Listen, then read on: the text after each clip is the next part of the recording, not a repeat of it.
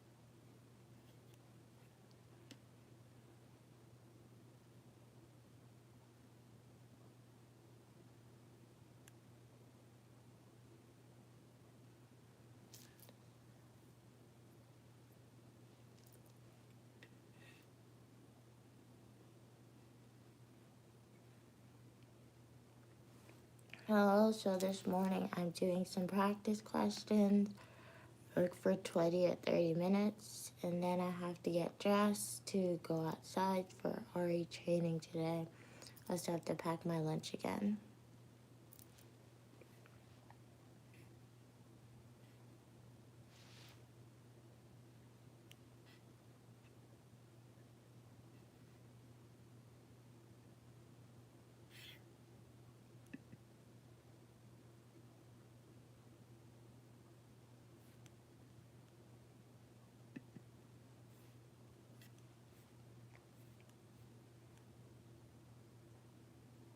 So good morning. This morning I am doing some practice questions, and then I have to get dressed to go outside, guys. So you can watch me do that if you want.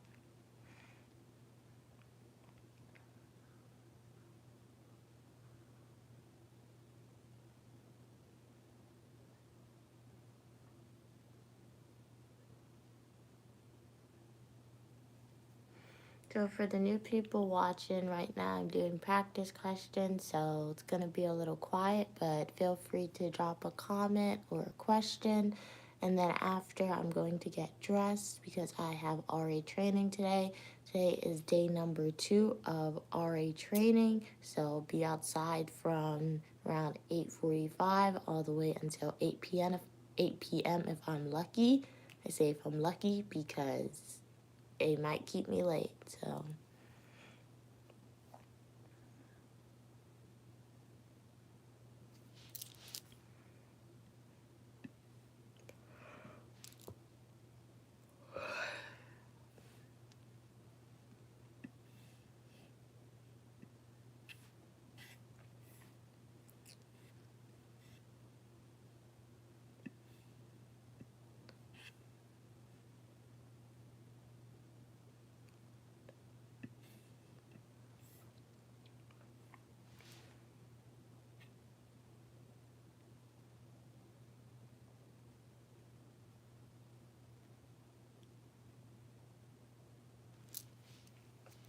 I'm doing good, HHR. How are you doing this morning?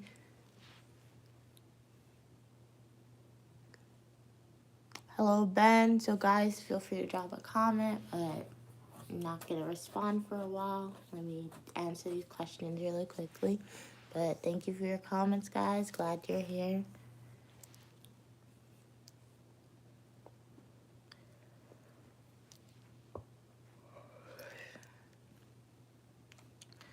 Those bills that have not been supported.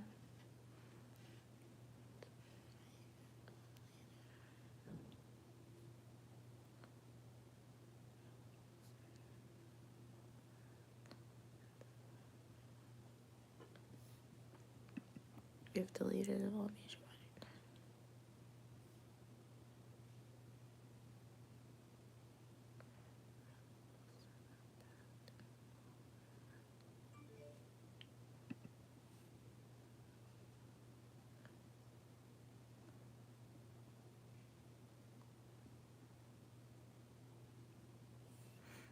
Morning, Tori. Morning, Fern.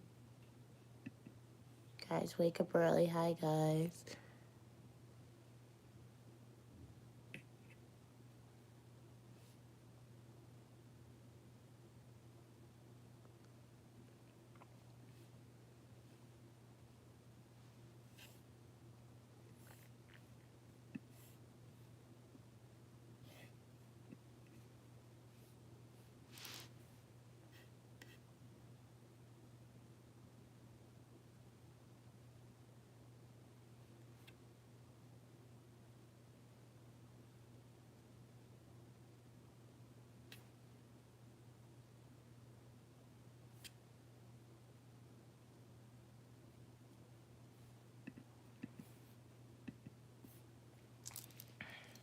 Each of the following, if true, supports the cognitive psychologist's hypothesis, except nearly every criminal on trial includes eyewitness testimony. I'm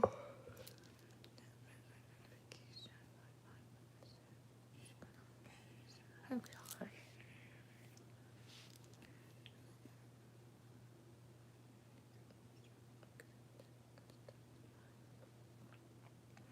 Eyewitness testimony. Misidentification by eyewitnesses is a common reason for mistaken convictions in criminal trial. So each of the following, if true, supports the cognitive psychologist's hypothesis, except eyewitnesses' reports are a common reason for conviction. No. In most crimes, eyewitnesses have seen the perpetrator only briefly.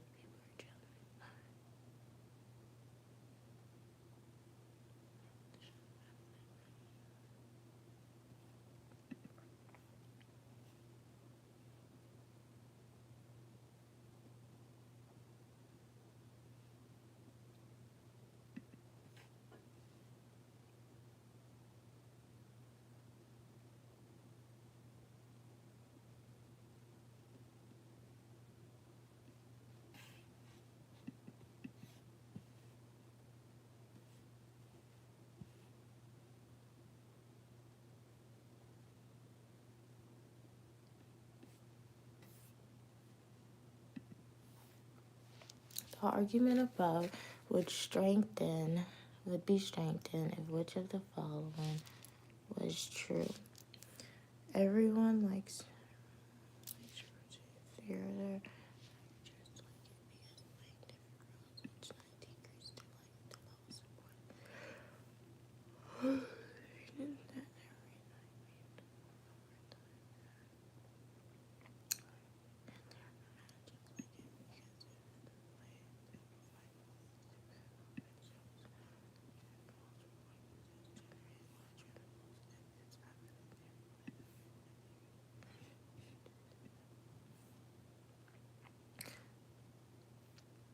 Strengthened.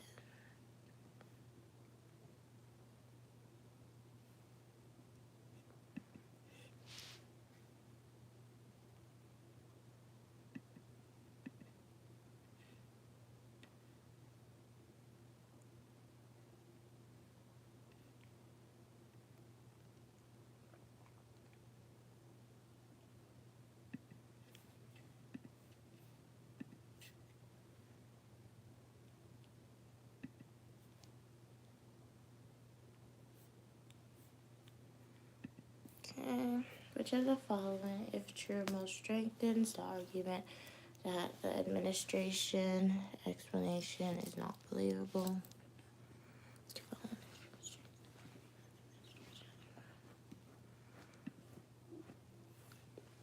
The admission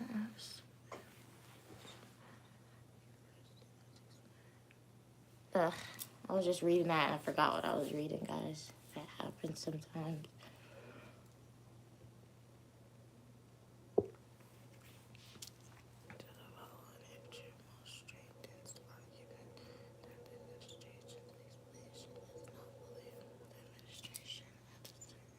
University has explained this year's tuition increase by citing increased spending on faculty salaries and on need-based aid to students.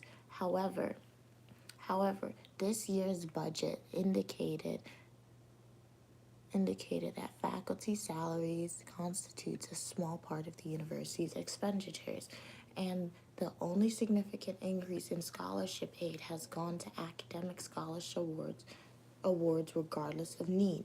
The administration's explanation is not believable. So which of the following, if true, most strengthens the argument that the administration's argument is not believable? With this year's budget, the university has increased total spending scholarship by 5%. With this year's budget, the university increased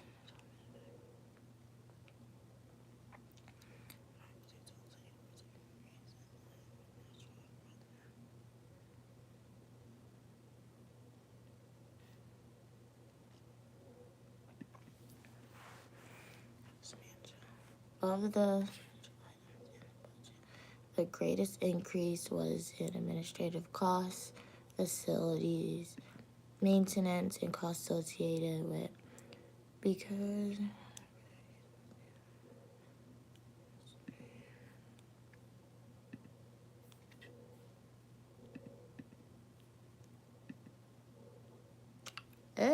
I got everything right. Wow.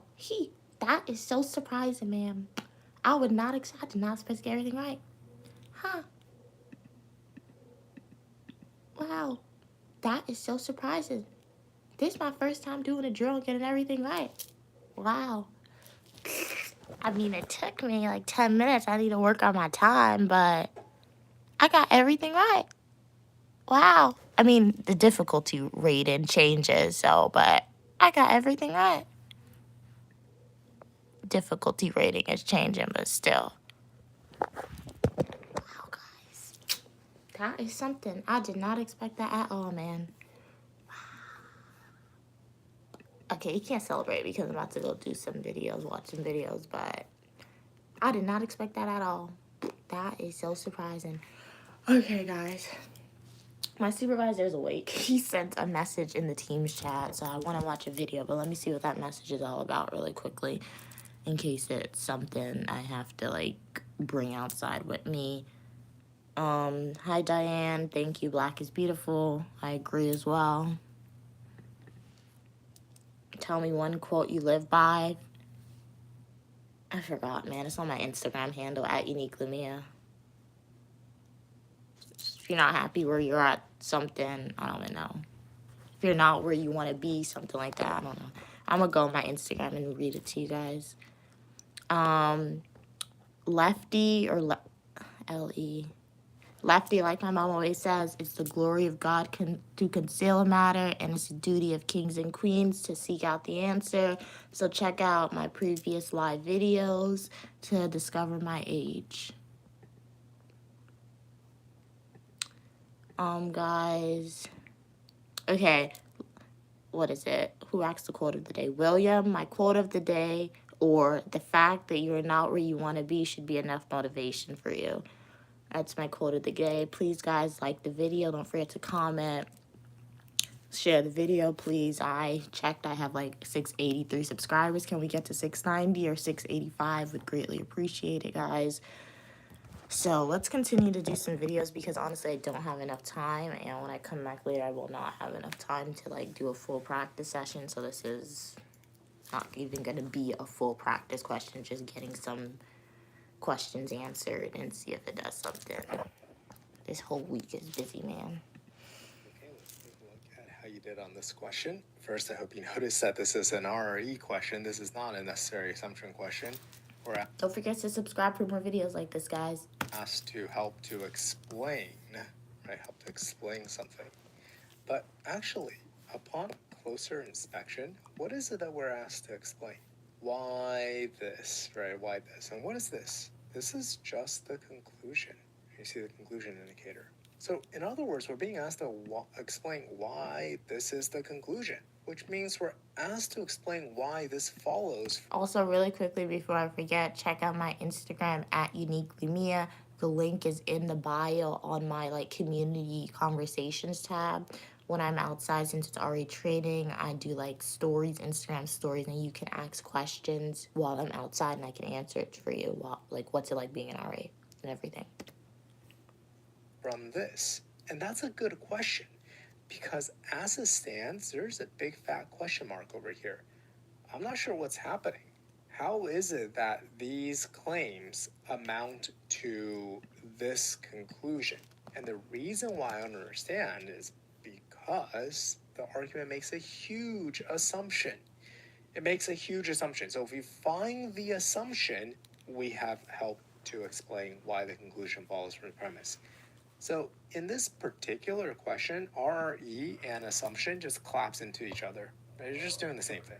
Okay, so now, of course, this doesn't always happen, right? In fact, most RRE questions aren't like this because most RRE questions don't have an argument baked into them, right? They just give you a phenomenon, and the phenomena just seem kind of confusing and, sometimes contradictory, sometimes irreconcilable, and then we're just supposed to find a hypothesis that explains it.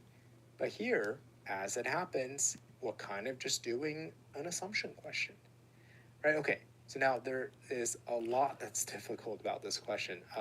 One of the things that's difficult just is right here in the context, where the astronomer tells us that earlier estimates of distance of certain stars from Earth would mean that these stars are about 1 billion years older than the universe itself, which is impossible, right?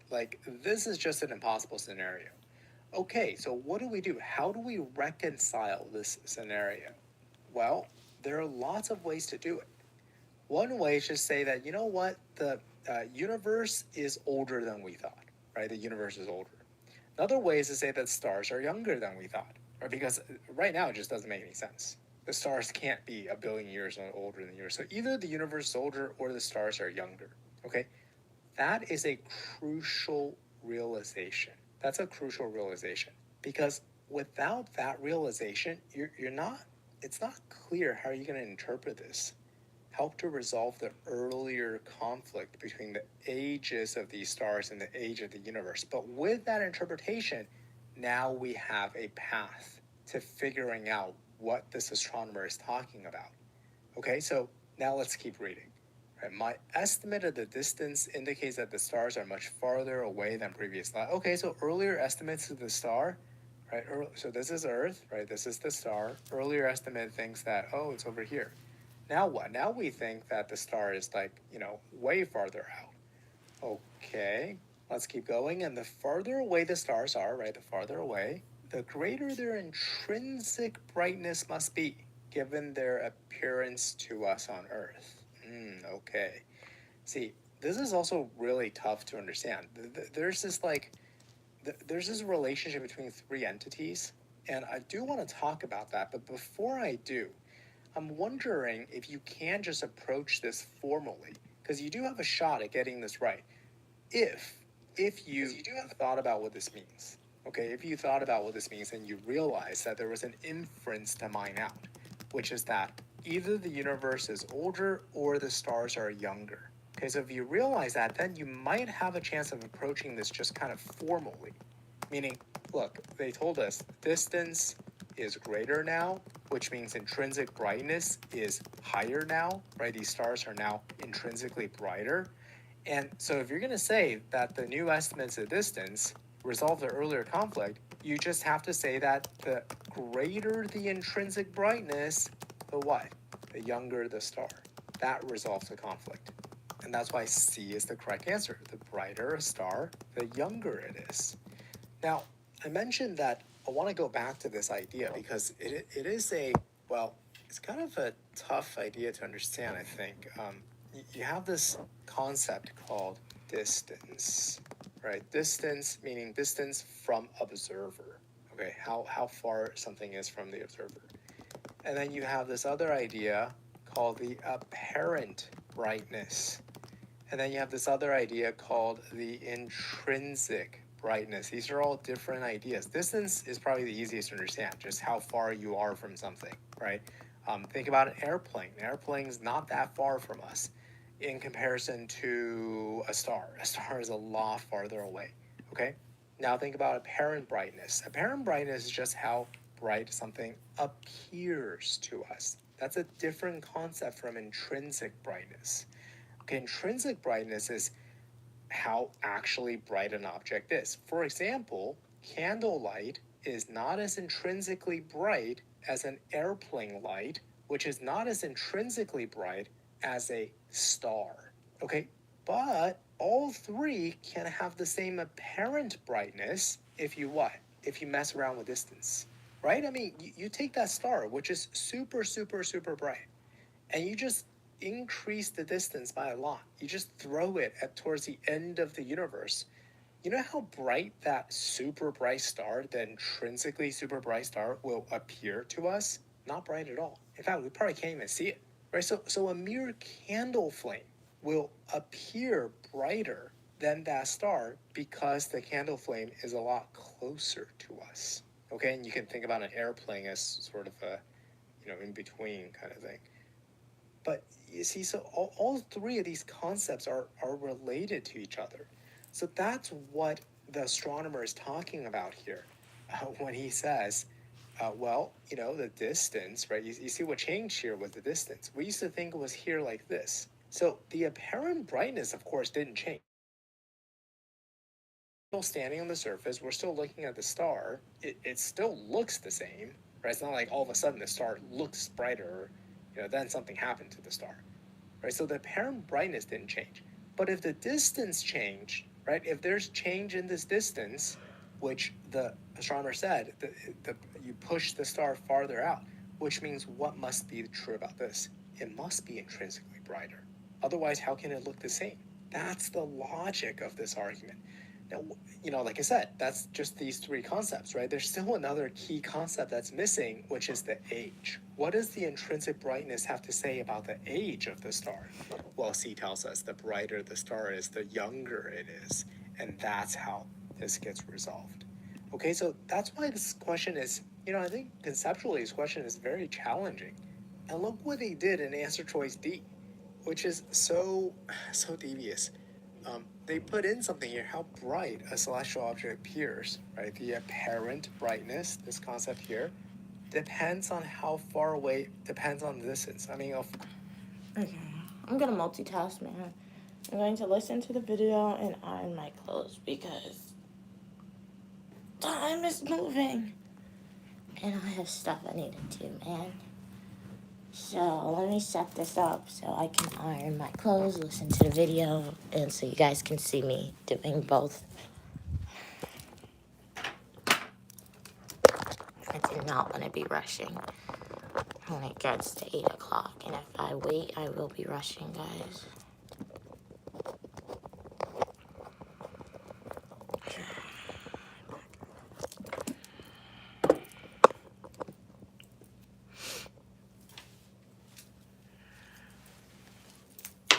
You love school. Yeah, school is cool sometimes. You learn the dumbed down version of this. Or you learn the easier version of it then, not dumbed down. Love you too, guys. Thank you so much. Please subscribe to the channel. Greatly appreciate it. Of course it does. Don't forget to like and share the video. Of course it does. And in fact, that was already implicit in here. Because this is one way to talk about it. This is another way to talk about it. You're just talking about the same thing. Okay, this is the farther away the stars is, that's the distance. You're talking about the greater the intrinsic given their appearance, right? The farther away, well, the brighter it must be given how it appears to us in terms of brightness. And from a different perspective, you're just saying, well, the apparent brightness depends on the distance. Yeah. You see, that's why D is not the right answer, because it's redundant. we already established this relationship in this premise. I mean, you're kind of just approaching it from a different angle. But even with this being true, you see what's crucially missing in choice D is any relation to the concept of age. With this being true, you can't count on C because, right, I mean, they're separate answers. Just D alone doesn't patch up the assumption hole. Right? It doesn't help explain why, because we still don't know how any of this relates to age. Okay, so now we have 3 answers left. The stars are the oldest objects yet discovered in the universe. This is not relevant because we're not trying to do a comparison of, what are the oldest objects in the universe? Is it stars, or is there something older than stars? Who cares, right? Because, like we said, all we care about is that these particular stars these certain stars that we're talking about, and now that we know that their intrinsic brightness is greater, how does that resolve the conflict between the earlier estimates of age and the age? It has nothing to do with what, we just need to say that these stars, because they're brighter, they're younger. Okay, and B is quite similar. B says the younger the universe, the more bright stars it has. But it's not like, okay, so B is saying, you take a young universe, you take an old universe. Which one has more brighter stars? The younger one. Okay, so as the universe gets older and older and older, what happens? Its bright stars start to fade, you have fewer and fewer bright stars. Fine, but again, what does that have to do with this? You see what I mean? Like, once you identify what assumption is actually missing, I think especially E, it becomes very ridiculously irrelevant. Like, new telescopes allow astronomers to see what's later than the distant stars. I mean, come on. At least A and B kind of made a half-assed attempt to be relevant. E is not even trying. Okay, that's one video. These are previous videos that I didn't watch, so I'm just going back and watching them now. Okay, let's see how you did on this question. Starting with the question 7, reasoning, most vulnerable to criticism. And look at this. It fails to consider which one of the following possibilities. This language is baked into the question 7, which means that if the answer choices are specific enough, this is equivalent to a weakening question. But alas, the answers are not. And therein lies the difficulty of this question. The answers are all abstract, generalized, and the language is hard to make sense of. We have to lasso or pin down this abstract language to the particular language in the stimulus. So having said that, let's take a look at the stimulus. The doctor tells us that medical researchers recently examined a large group of individuals. What did they say? Well, they said that they never experienced serious back pain. Okay. Half of the members in the group turned out to have bulging or slipped discs in their spines, conditions often blamed for serious back pain. Interesting. So we have a large group of people, about half of them, right? So these are people who never felt serious back pain. Nope, we're good. But it turned out about half of them have bulging or slipped discs. But of course, these other half are like, normal. They don't have bulging or slipped discs. Okay, so now we're about to hit the end of this stimulus. All of this stuff, right? This sense, all of this stuff up here. Premise, here's the conclusion. Right, since these individuals with bulging or slipped discs, that's this group, right, this half, evidently felt no pain from them, right? That's the entire set is no pain, right? Half of that set, a subset, have bulging or slipped discs. So that's the end of the premise set. Right, here comes the conclusion. These conditions referring to the bulging or slipped discs, right? Conditions that are often blamed for serious back pain.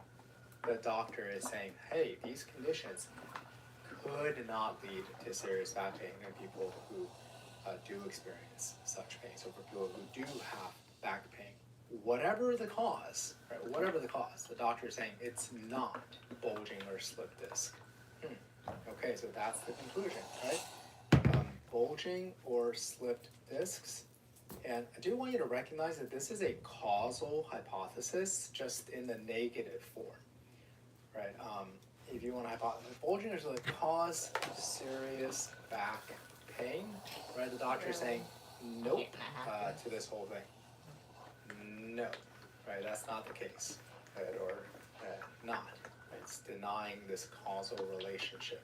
Okay, so what do we think about this argument, right? What do we think about these premises leading to this conclusion?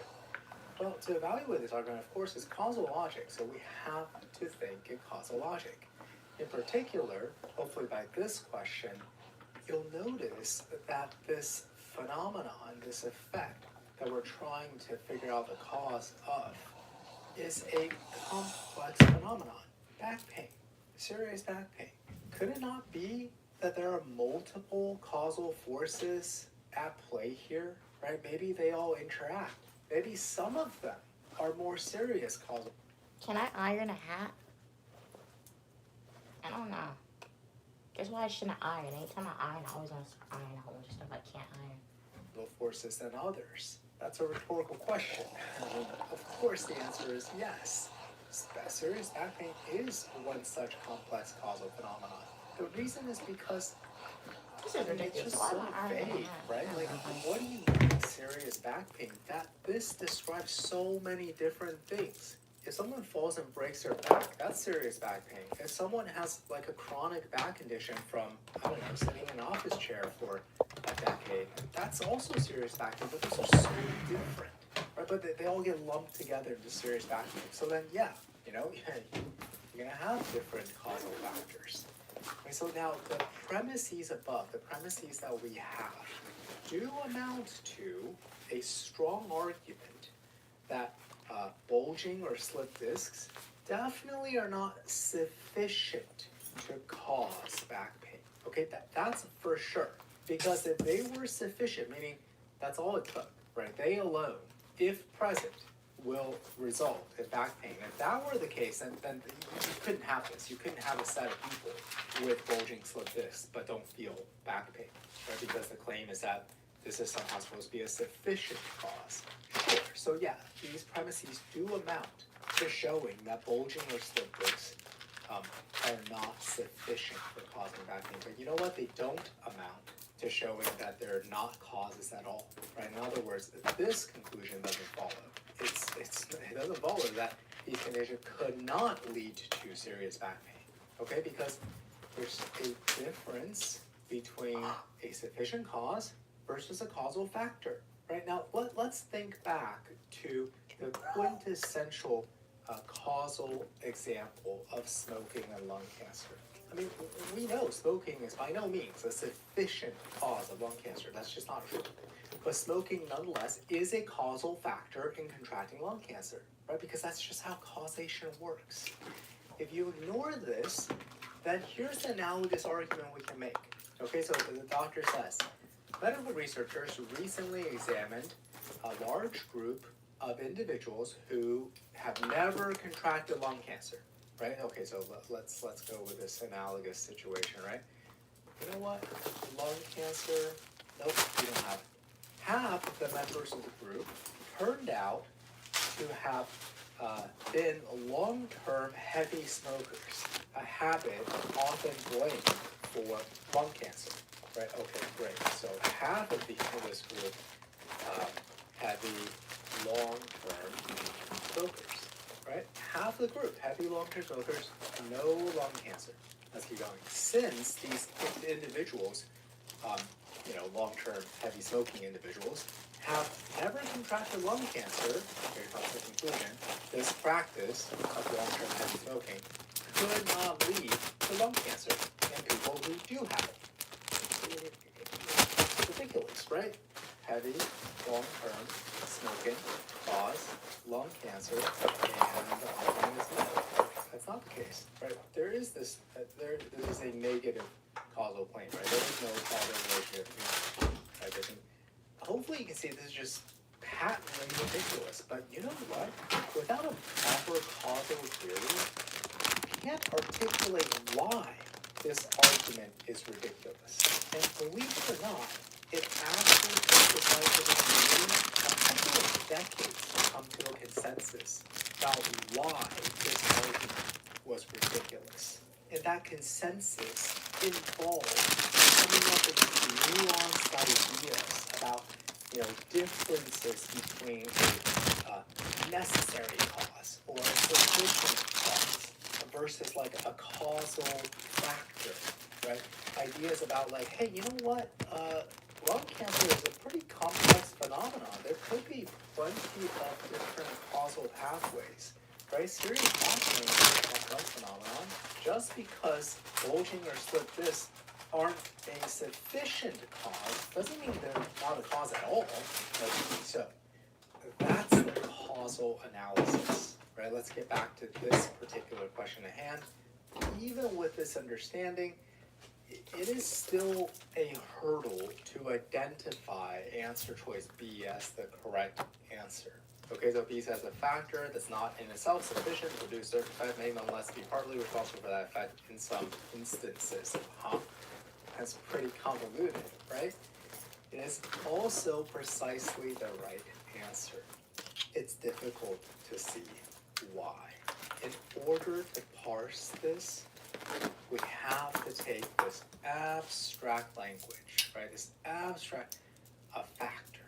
What factor? That is not in itself sufficient to produce a certain effect, right? That factor. What factor is not in itself sufficient to produce what effect? Right? That very same factor, which is the subject, here's the predicate, may nonetheless be partly responsible for that effect, referencing the same effect in some instances. So I want you to try this. If you haven't already, pin this abstract concept down to the specific concept here, right? Pin this abstract concept to the specific concept here, okay? So what is this factor that's not itself sufficient to produce certain effect? That factor is bulging or slipped discs, right? It's not in itself sufficient to produce what's the effect? Serious back pain. How do we know that? Because there are people with bulging slip discs that never felt serious back pain. So there, it's not sufficient. Okay, we talked about that, right? But B is saying, hey, even though this factor is not in itself sufficient, meaning it's not a sufficient cause of serious back pain, it may nonetheless be partly responsible. It may still be a causal factor for that effect, very same effect, right? Same effect, meaning serious back pain in some instances, in other people who do experience back pain. Now we see exactly why B is the correct answer. That's why this conclusion doesn't follow. Okay, so you know how we came out with an analogous argument about smoking lung cancer? Now I want you to try this. I want you to try to see how answer choice B perfectly maps onto the same logic here describing why this argument sucks. Okay, you can do that because this is an analogous argument to this, right? By doing that, you'll get a better sense of what it means to be analogous. Okay, what's the factor here that's not in itself sufficient to produce what effect? The factor is long-term heavy smoking. Long-term heavy smoking is not in itself sufficient to produce what effect? Lung cancer, right? Because just like how here, you have people who long-term heavy smoke but never get lung cancer. So yeah, long-term heavy smoking is insufficient to produce lung cancer. But you know what? It may nonetheless, right, this factor, long-term, be partly responsible for that effect in some instances. Yeah, long-term heavy smoking definitely is a causal factor for lung cancer because it produces lung cancer in lots and lots of people, even though it doesn't produce lung cancer in every single person. Okay, like I said, this was pretty tough. The other reason that this is tough is because of answer choice A. A factor that need not be present in order for a certain effect to arise may nonetheless be sufficient to produce that effect. What did I just read? This is the kind of abstract general language that you have to get comfortable dealing with for flawed descriptive weakening questions. What factor? Right, factor that need not be present in order for it to arise. This is the subject. This is the factor we're talking about. Here's the rest of the sentence, right? There's a predicate. What about the factor? They may nonetheless be sufficient to produce that effect. See, if you want to pin this down to something specific here, you're going to have a hard time doing that. This is a very different description of a factor than we encountered in B. We don't have a factor in here that meets this description. This is a description of a factor that is unnecessary for some effect to arise. We only have a factor that is not sufficient for some effect to arise.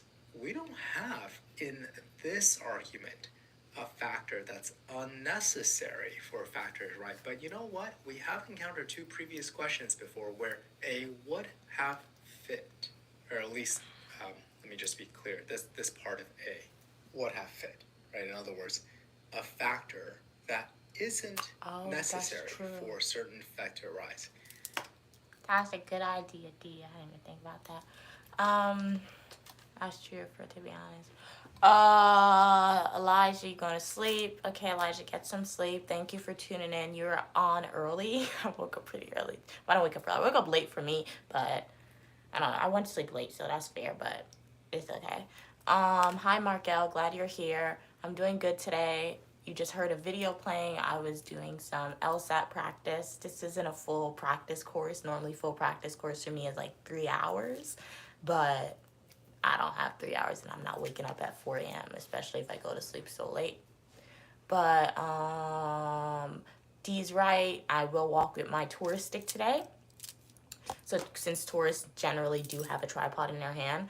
So I am trying to make like a full length YouTube video as well. I was saying trying because yesterday I did not do well with, I didn't really film a video for YouTube. So since I can walk with my stick today, I'll definitely film better today. So at least you'll get maybe one day in my life at RA Training full length YouTube video if I can film today.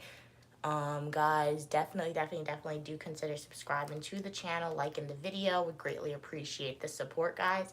So listen to this video for me since I got this question correct. And I have to go and get dressed. And I don't want to end the live since I want you guys to see the outfit that I am wearing today. So I'm going to put on a video for you guys. It's only like 8 minutes. Listen to it for me while I get dressed. And then I'll come back out to show you my outfit of the day. You see, it's a good thing I multitask, guys, because it's already 7:20. I have to go outside soon. So I'm coming back. I got this right. Listen to the video. Comment down below if you think you would have gotten it correct. All right, let's or take if a look it at just a confused you. question to see how we can anticipate the right answer choice by just focusing closely on the premise and the conclusion and the gap that exists in between the premise and conclusion. I got roommates at the the assumption. Okay, so opponents of peat harvesting in this country. Oh, actually, sorry. First things first. Identify the questions that most strengthens. That's how we know it's strengthening. All right, so opponents of peat harvesting in this country argue that it would alter the ecological balance of our peat-rich wetlands, and that as a direct consequence is blah, blah, blah, blah, blah. Okay, but this cannot be true. Okay, so here's our argument. See, opponents argue. This is someone else's argument. In other words, this context and but also clues you in onto the fact that this is just context. It's contextual argument, right? It's not just like a statement in context. This is an argument, right? And what's the argument? That basically don't harvest our peat. What do you call these? Peat-rich wetlands. Okay. All right, fine. So I mean, I have no idea what that is, but it's something. Right? Okay. So the author says, but this can't be true, as in this refers to the entire contextual argument. In other words, this entire stuff. This can't be true. Why? What's the premise? For here introduces the premise. For always introduces premises. In Ireland. What? See, at this, you should be thinking. You should be thinking at this very moment. what in the hell does Ireland have to do with this country? Now, unless you're not clear on what this country refers to, then you have issues beyond the scope of what an LSAT lesson can help you with. But let's assume you know what this country refers to. You should know that Ireland's not this country, and therefore, what in the world does what happens in Ireland have to do with what happens here? Okay, let's see what happens in Ireland. Peat harvesting has been done for centuries. The water supply is not contaminated. Well, I mean, awesome, good for Ireland. Good for the Irish. We can safely proceed with the harvesting of peat. No. What? No. Just no. Right? So either this cannot be true or this, I suppose this is a sub-conclusion. Because we can safely proceed with harvesting peat, therefore what your statement says, is not true. But anyway, whatever.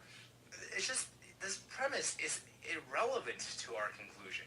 What this is called it's called an argument by analogy. You're trying to analogize a current situation, a present situation, over to a similar situation, and looking at the outcome of the similar situation, you're trying to argue that therefore we should also have the same outcome. Right? The similar situations in Ireland, look, they've been doing it for centuries and they're fine, so therefore we should be fine too. Well, except no, because we're not Ireland. Right? What if, you see, this is what happens in arguments by analogy. You have to you get to do one of two things. You're trying to help the argument, which we are. You basically just have to say how our country is like Ireland. Strengthen this bond. Say how it really is an analogous situation.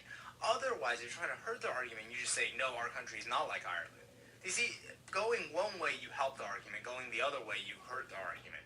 So, this is just a cosmetic instruction for you to find the right answer choice. And the right answer choice is also kind of just cosmetic, because they can make it weaken and change the right answer choice just on the drop of time very easily.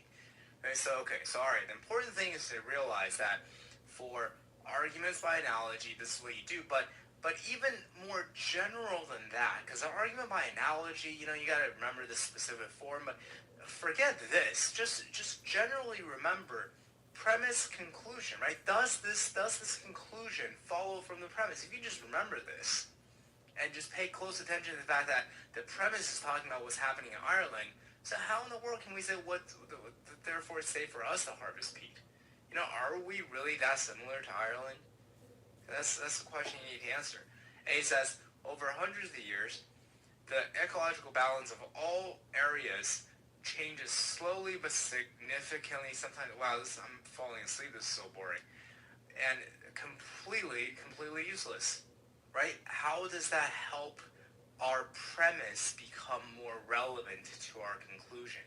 That's the only sense in which we can strengthen an argument, to make our existing premise more relevant to our conclusion. Wrong. B says, the original ecology of the peat harvesting areas of Ireland was virtually identical to that of undisturbed wetlands in this country. Well, there you go. See, this says the original ecology of Ireland, of the areas that we're considering in Ireland, not all of Ireland, right? It's virtually identical to the part that we're considering in this country of harvesting. So this is exactly what we're trying to do. We're trying to make, now this premise all of a sudden becomes very relevant for the conclusion, and the argument has therefore been strengthened. C says the activities of other industries in coming years are likely to have, again, who cares? Right? You see, if you're not focused on making this premise more relevant to the conclusion, C might actually be kind of attractive, I guess, right? Because C says, other industry, let's say steel smelting or something, If you're still watching it, are likely to have you guys adverse enjoying effects it? on the water supply. So it's gonna get ruined anyway. So we might as well harvest, I guess. But you see, this doesn't, it maybe C by a different route supports the conclusion. Okay, maybe C does, right? And the rationale goes like, well, look, our water's gonna get ruined anyway. We might as well, just hop on the bandwagon and start and get some peat out of it while we can. Maybe, right? Maybe that's what the rationale for C is. But that doesn't matter. You guys leave it. Never mind. Sorry. Okay, I'm back. You don't like the video. Well, that's what I study for like 3 hours sometimes. So I have the hat. I don't like hair on my face.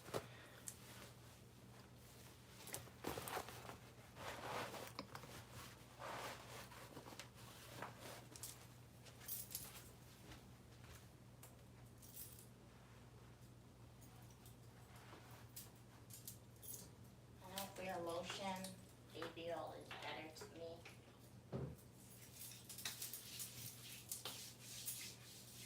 Also, guys, be careful with this deodorant.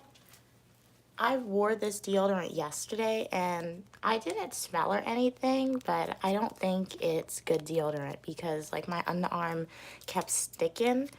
So this isn't good deodorant, guys. Don't get this one based on my experience with it. Take off the sticker so you can see the name of it.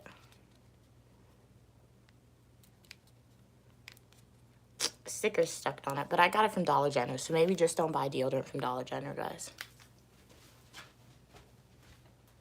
And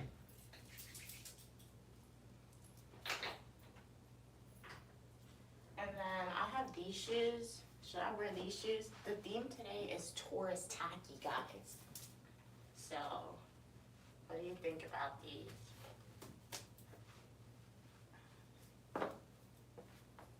My other option are these. So which ones fit with the tourist tacky vibes, guys? Yellow or green and gray?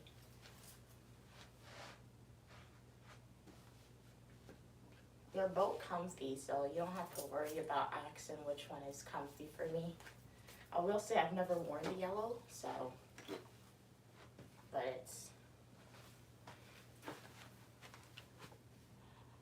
they're both comfortable. So which ones? Do you mean the green ones? Since these are quote unquote the comfy ones?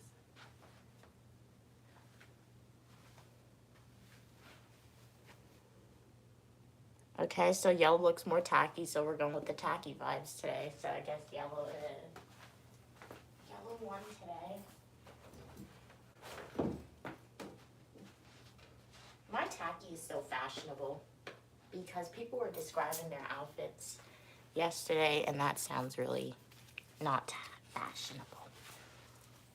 So, and then this is the bag for today.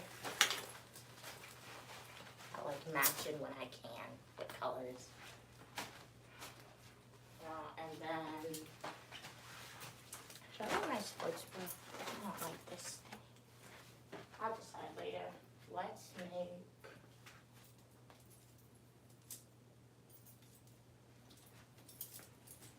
Let us. Oh yeah, my phone is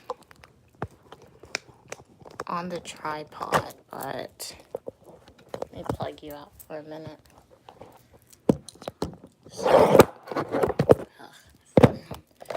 So this is the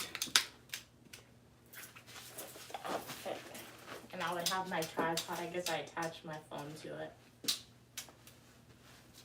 And that's my tourist tacky today.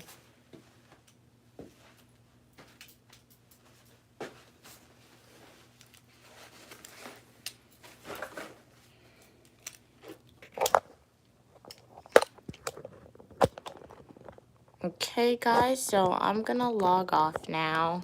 I just have a sandwich to make, but I made that yesterday on live, and I'm just gonna continue watching some videos and call my mom until it is time to go outside. I also want to charge up my phone. So thank you so much guys for tuning into this live video.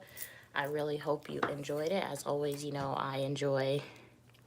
You want me to make lunch on camera for you guys? Fine. Okay. I made it yesterday on camera, but I guess I'll do it again. Let me see. I have to put a door stopper because their lunch was not good. I was so happy that I made a sandwich. Hi. What is that? Hi, Valley. Glad you're here. I'm about to make my lunch for today. Turkey sandwich.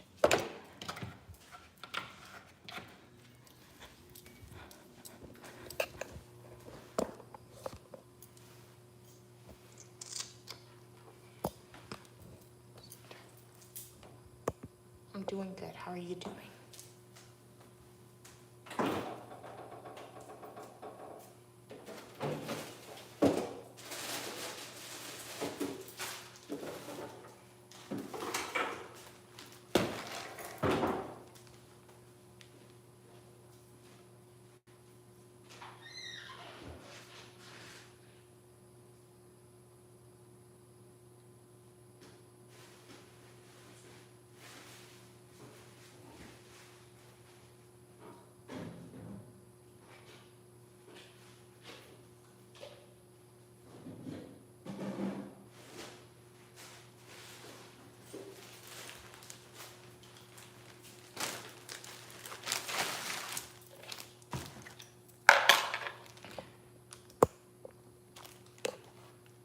Oh, thank you so much, Val, for liking and subscribing. I greatly appreciate it.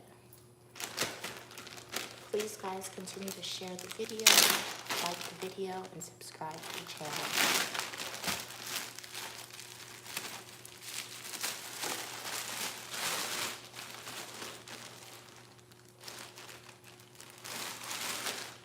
Bread got mashed up.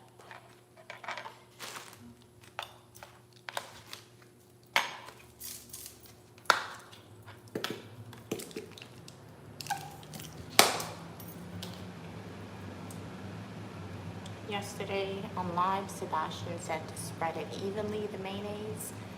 So I'm doing that this morning.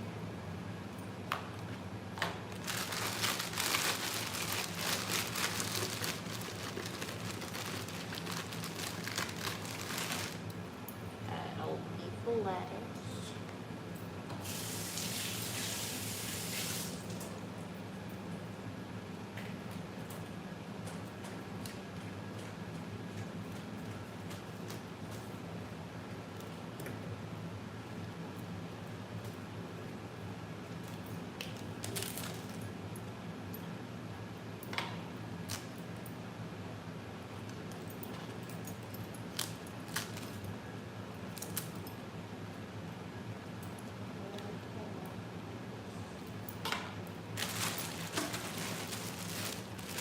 Yellow American cheese.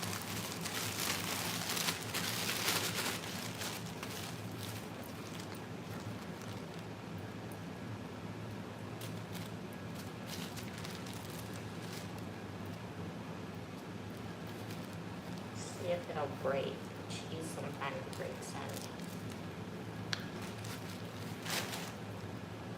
Oops, make a mess, guys. I'm gonna clean up after. Yesterday my sandwich was a little dry, so I'm gonna put mayonnaise, a little dash of mayonnaise in between the cheese. Okay.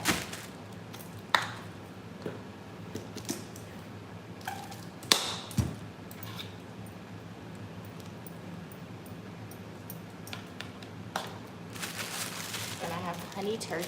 I use one slice of turkey because I don't like too much meat on my sandwiches.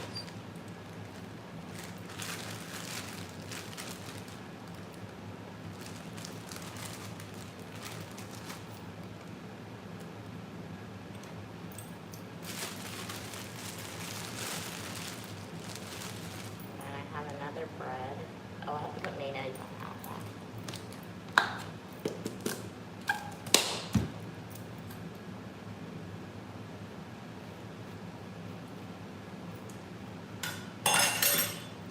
Now let me cut it.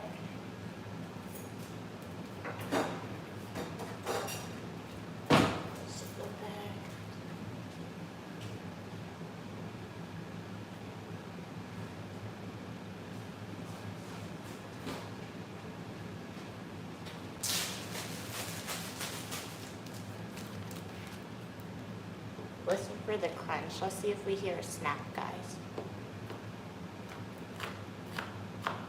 You heard it a little bit in the lettuce, not a lot.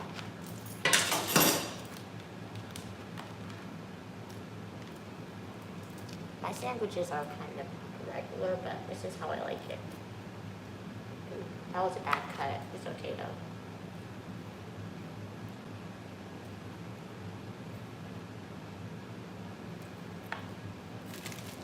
I need a whole sandwich for lunch today. Yesterday I had half a sandwich because I ate half of it for breakfast and that was not enough.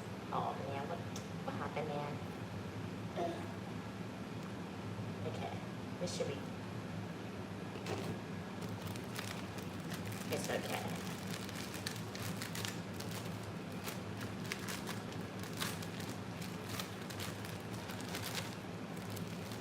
If anything, I'll eat a deconstructed sandwich for lunch. I walk with a lot of paper towel. Thank you, Mr. Common, for your kind words. There's cheese I could eat. That's pretty good.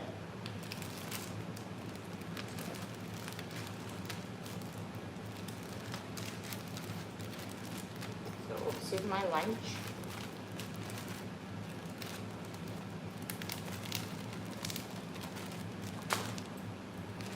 Garbage.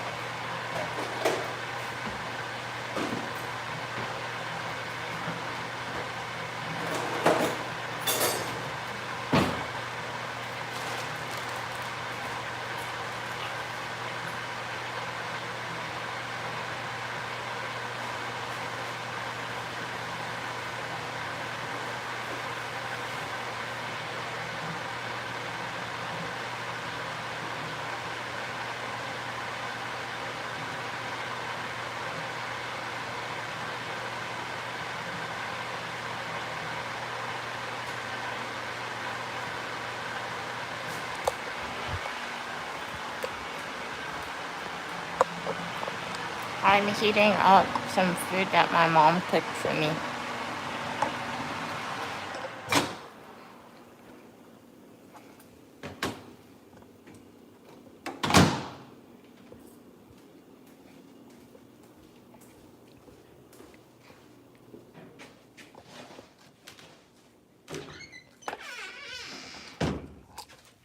I need to keep my phone plugged in because I'm going outside and my battery needs to be saved, guys.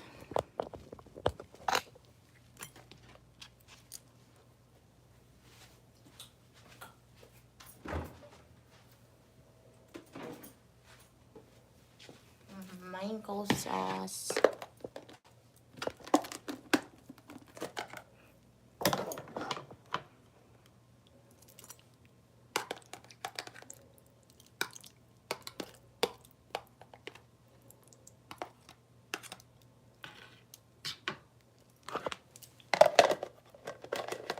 Hi, Piper. Welcome. Oh, have fun at the aquarium today. That sounds fun. You get to see all the different aquatic animals and sea creatures. That's cool. I'm going to my RE training session this morning. So I don't have oil, so it's going to take forever to cook my turkey. And I don't really want cereal right now. So I just have some leftover food that my mom made for breakfast.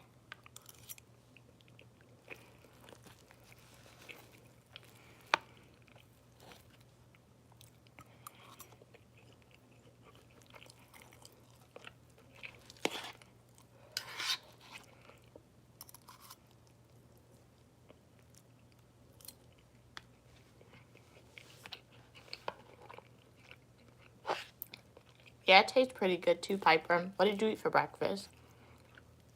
Or did you not eat breakfast yet? What do you plan on eating?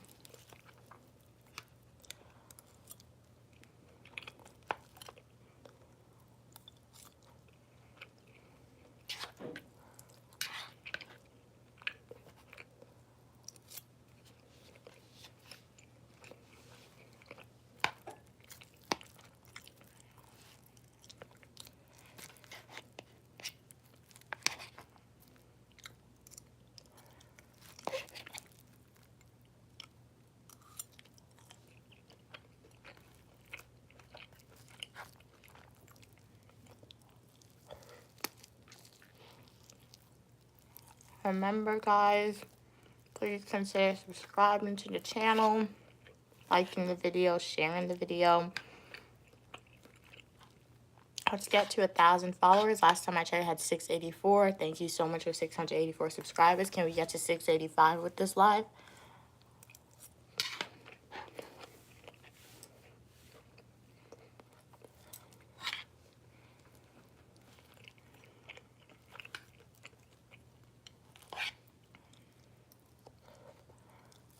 Sometimes meat tastes funny to me. I don't know why. Like, the chicken's good, but the meat just starting to taste like, I don't know. Maybe I mean I eat too much chicken.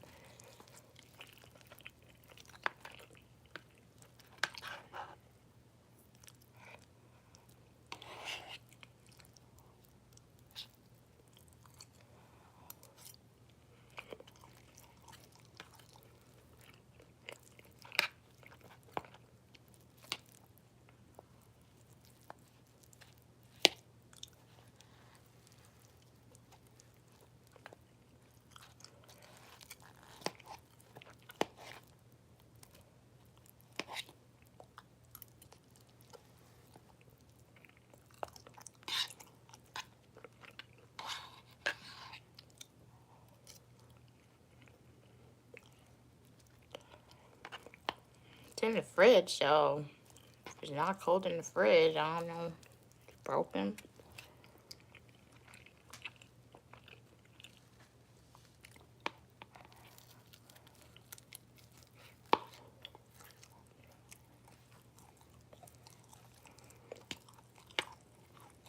I'm hungry. It could be that too. If I'm not hungry, I don't really like eating, but I don't know.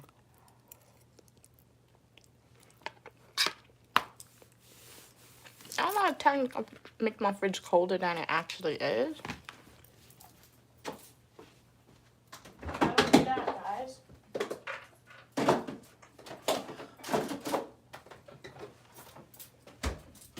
Have to put apple in the fridge for tomorrow.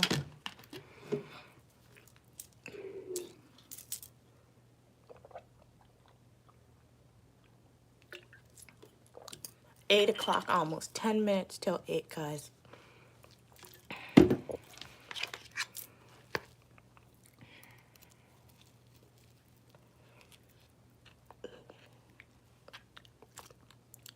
Sorry, guys.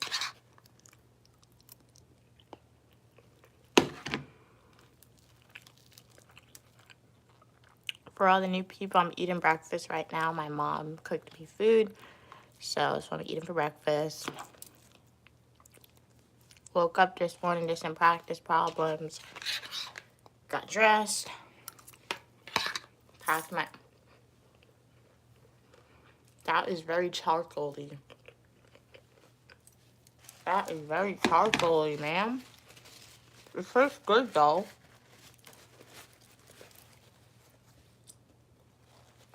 That was too much black stuff I ate, man.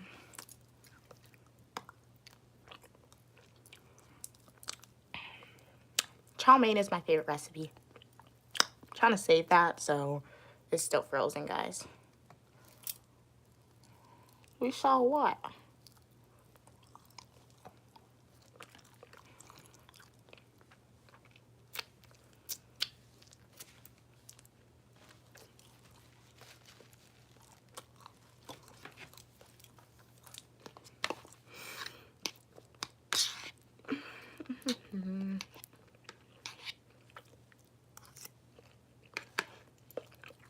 Hi, Marka. Welcome back. I'm doing good. How are you doing?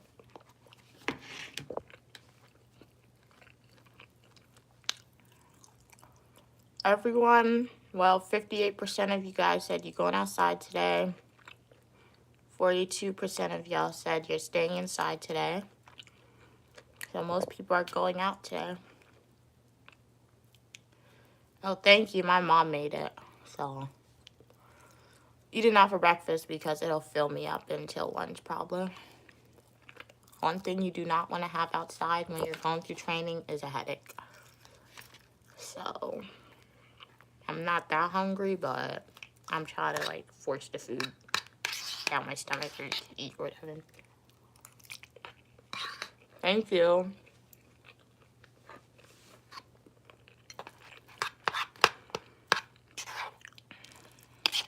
I'm just going to eat out the rice because, to be honest, I think I ate most of the chicken. And thanks, it's a whole outfit.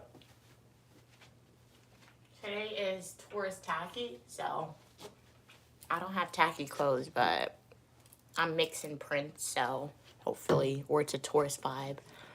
So, it'll thing.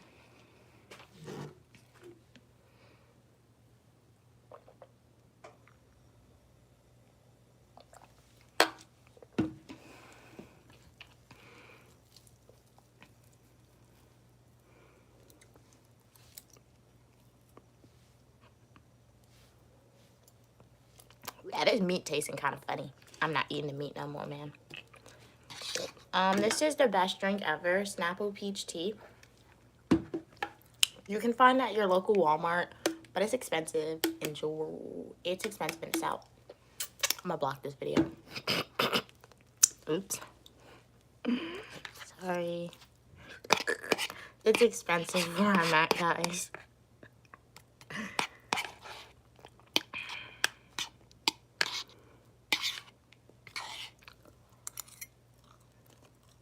This is your favorite food? Chicken with rice? Yeah, that's pretty good. What type of rice is your favorite?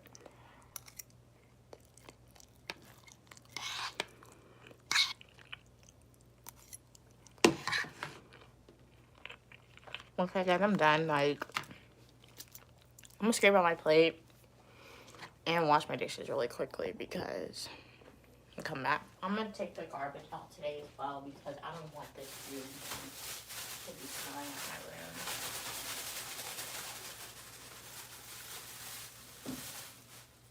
I'll take it outside today.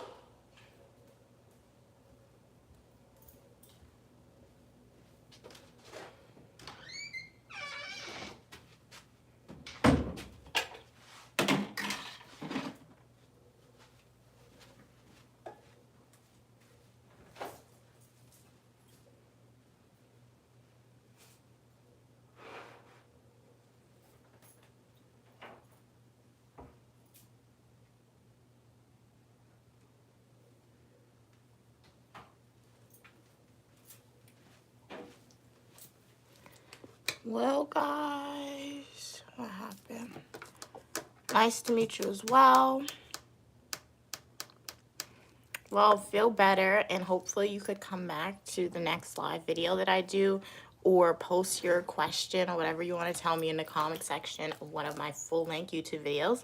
Guys, thank you so much for tuning in to this YouTube live and watching me study for a little bit, choosing my outfit of the day for me, making lunch with me. I'll pray for you, definitely. I'll be back with more live videos soon, guys, so definitely subscribe to the channel, share the channel, and go check out one of my full-length YouTube videos. I have travel videos posted, study videos, technology videos, fashion videos, food videos, a lot of different videos, and maybe one of them will interest you. I have like 40 minutes, D, so my phone has to charge. Maybe I'll log back in when I have to go out, but I am making a full-length YouTube video about like RA training as well, so you'll definitely be able to see like the outside scenery as well once I do that. No, I don't know Rebecca Markel, but thank you guys. See you soon. Have a great rest of your day, everyone. Bye.